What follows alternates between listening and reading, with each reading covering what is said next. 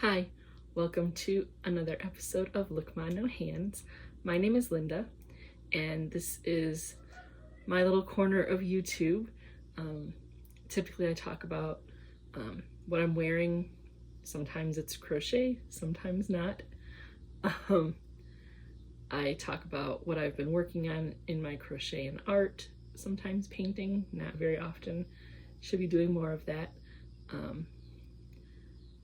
I talk about what I've been reading, what I've been watching. Every once in a while I include a little segment about what's going on in my life if there's anything interesting. More often than not, nothing really that spectacular happens. And then occasionally I will include a segment that I call Fancy Footwork, where I show a task of daily living or a skill of daily living that I've adapted to be able to do with my feet.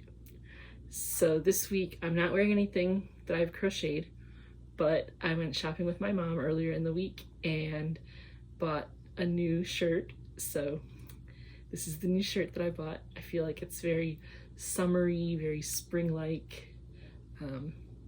We're still in summer, so even though we're fastly approaching the end of summer, I just really like the bright, cheerful colors of this blouse, so there it is. This week what I've been stitching is the 12-point star blanket that I started about a week or so ago, and I put the last stitch on it last night. Now I just have to go back and weave in all the ends, which we all know is the dreaded task of any knit or crochet project, that dreaded task of weaving in the ends and doing all those finishing touches. So yeah, I will pop in a picture to show the finished project, hopefully with all the ends woven in. It turned out to be a pretty good size, maybe like 3.5, 4 feet across. And I was careful this time to make sure it's actually a 12-point star, not a 12-point plus 1.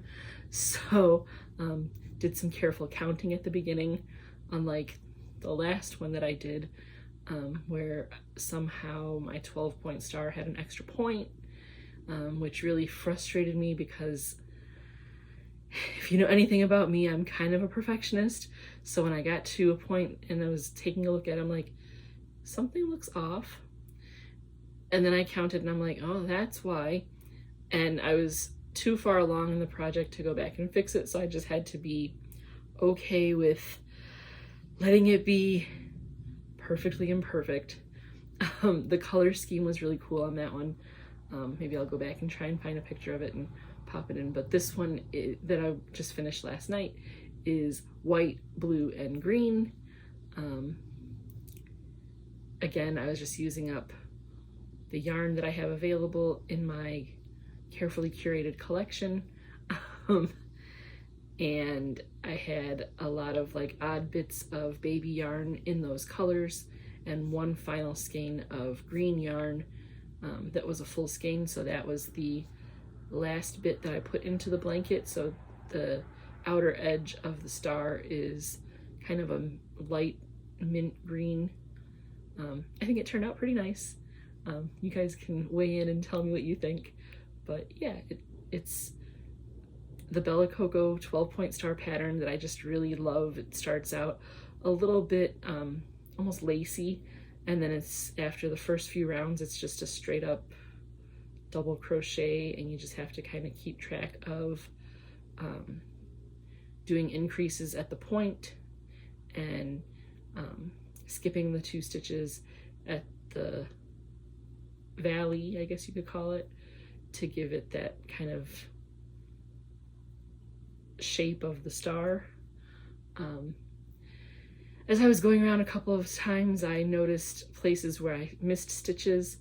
If I noticed it soon enough, I could go back and kind of do a little add in of the stitch that I missed, kind of catch that one in the next go around.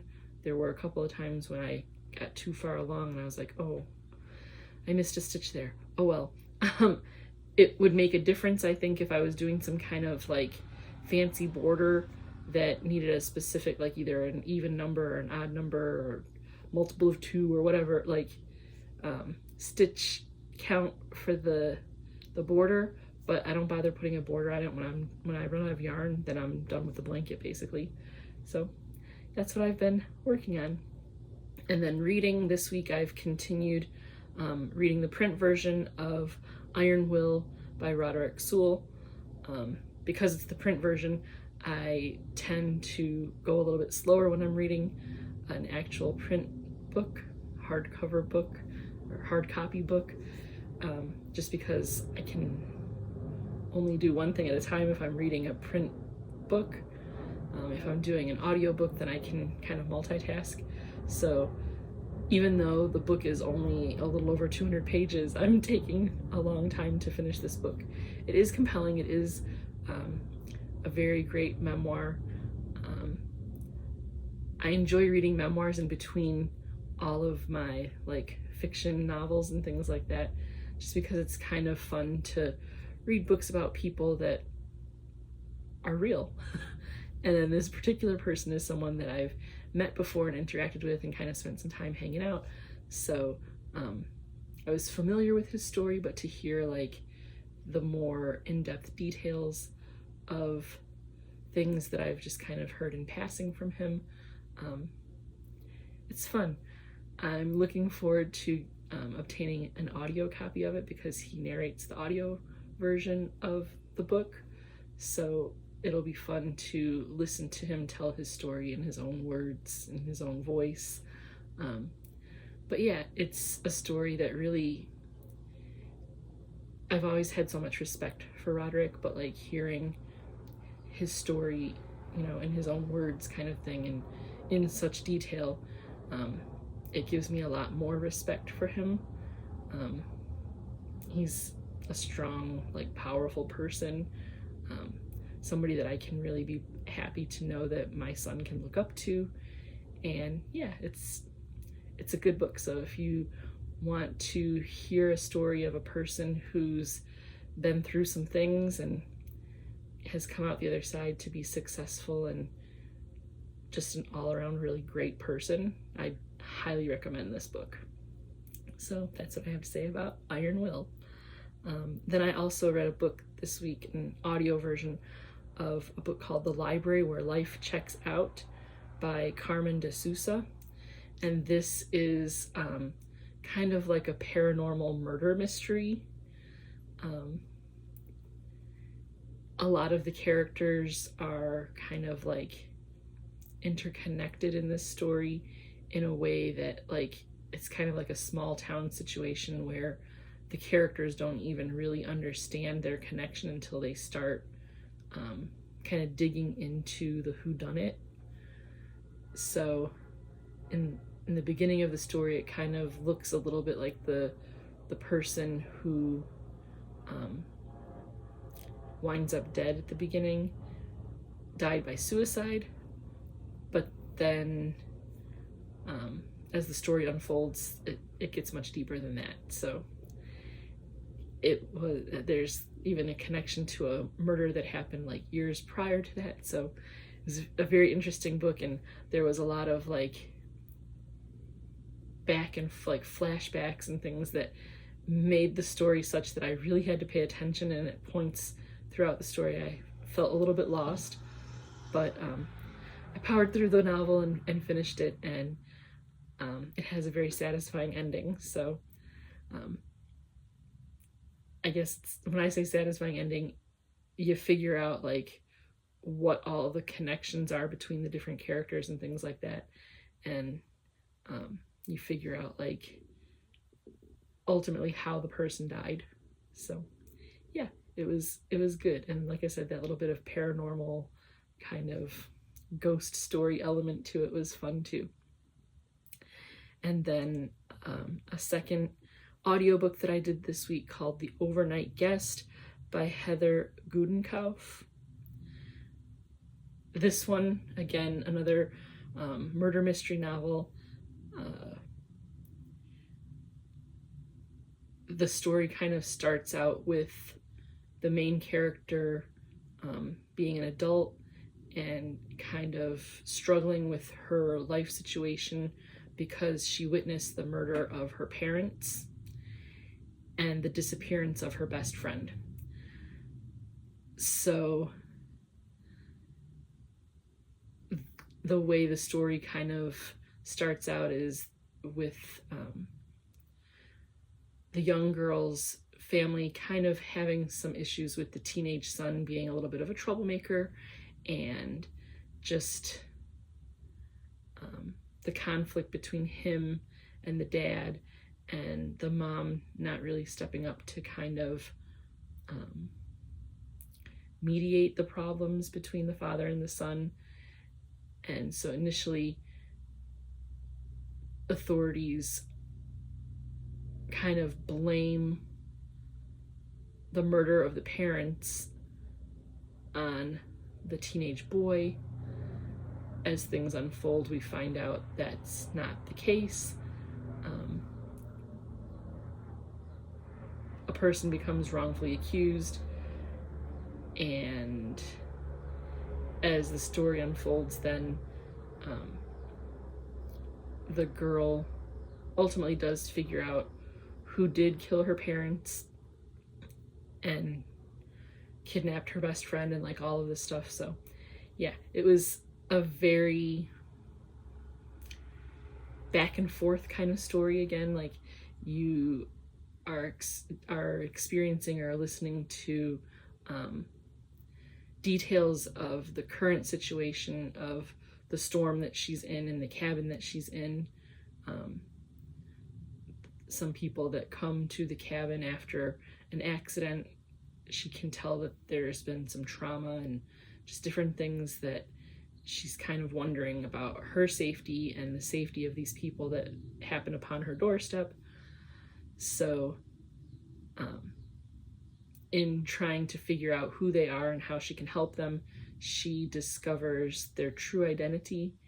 And at one point in the story, you kind of start putting the pieces together as the reader. But there's something out like kind of nagging in the back of your head that like, that can't be the case. Like this can't be real. This can't be what's happening. I really enjoyed just that element of like the relationship amongst the characters, that once everything kind of comes to light, you're like, wow, that was deep, and that was quite like a roundabout way to bring things full circle. But it was, again, another really great book to listen to, book to read, in terms of like a whodunit and just trying to put all the pieces together. And the main character becomes like a true crime writer because of what happened to her in her youth. That's something that I thought was kind of interesting to think of, like how people come to their careers and things, and how things that happen in our young lives really inform our choices as we become adults. So yeah, I was just, there was a lot to think about as I was reading that book. So again, another one that I would recommend. It was pretty good. Not usually the kind of book that I turn to on a frequent basis. I'm a lot more of like a cheerful, happy-go-lucky kind of person, but every once in a while it's fun to veer off into that kind of darker end of things and read something that isn't usually on my TBR. So yeah. And then what we've been watching this week, of course, Tim, my adult son, and I hang out in the evenings and watch different things. I convinced him to sit down with me in the afternoons and watch General Hospital, so we've been watching that, and he's like deep in the storylines now. He's no longer just watching for the young adult characters. Now he's in everybody's business, and he is like, whoa, this is messy. And he's there for it. He likes it too. So he says it's his guilty pleasure. He's embarrassed to say that he enjoys watching General Hospital, but he likes it. We've been watching Bachelor in Paradise, and again, we were talking about how much we love the addition of the Goldens this year, and just seeing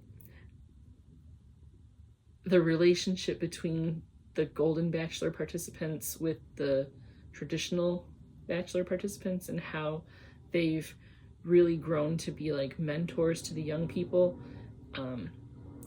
I had hoped at some point that some of the Golden Bachelor participants would pair off and find their next happily ever after.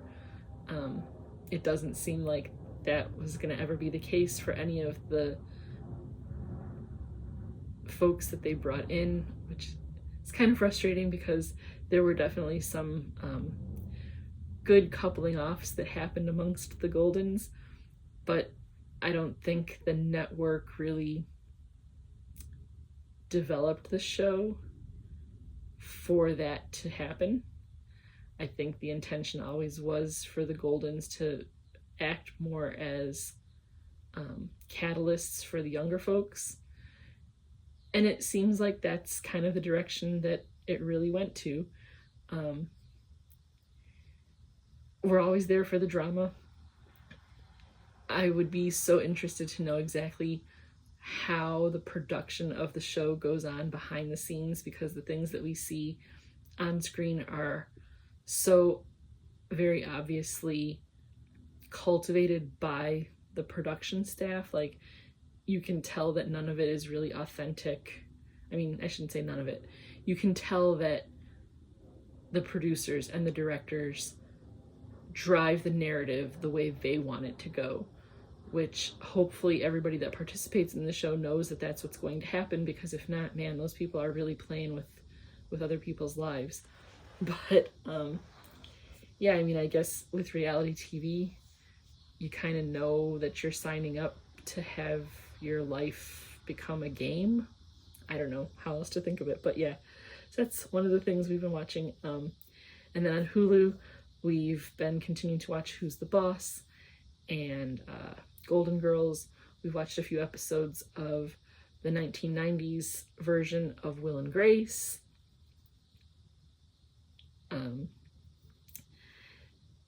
That's one of those shows that, like, it belonged in the 90s. Like, there's things that are said on that show that today would definitely get it canceled.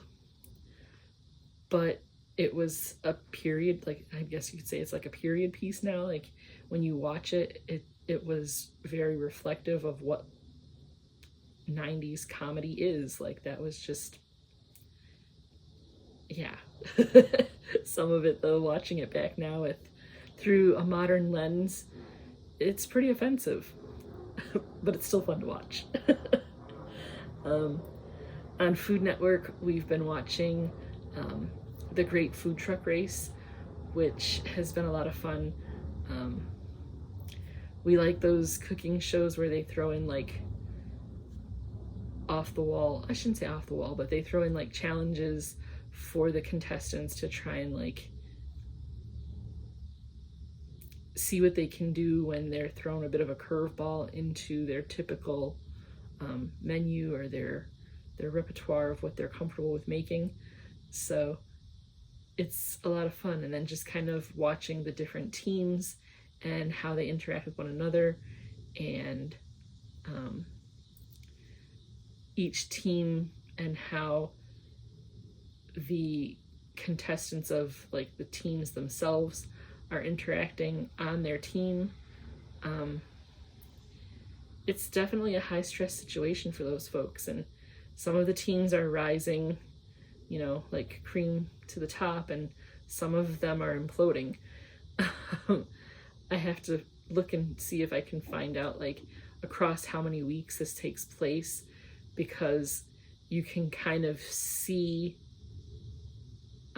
how time is affecting the teams when it comes to the pressure of the competition and things like that. Some of the teams have not been very successful in holding it together, and other teams have gotten stronger because of it. So yeah, if you're into, like, competition type shows and cooking shows, this is definitely one to watch, just because of, like, the high stakes. And yeah, it's just fun. And there's a few things that you can see in the advertisements for the show that is kind of what drew us in, was like, how in the world did that happen?